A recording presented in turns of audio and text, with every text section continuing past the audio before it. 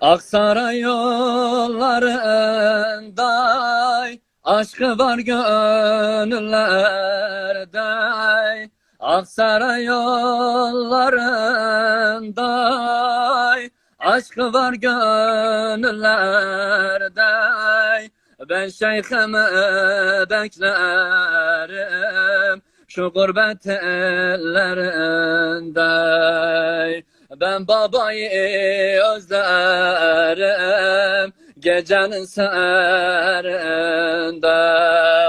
Ah beni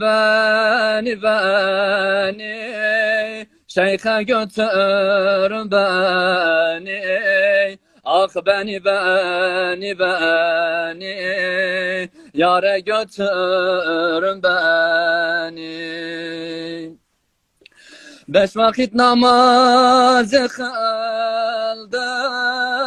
yeni huzur buldum.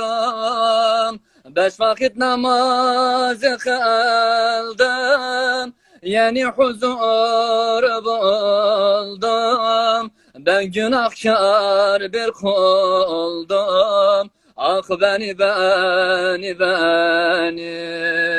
ah beni Aksaray'a götür beni. Ah beni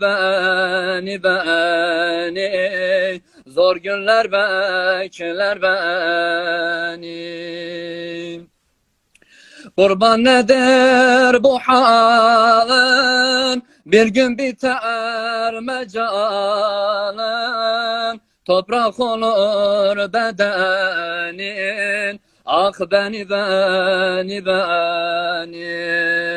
ah beni yâre götür beni. Ah beni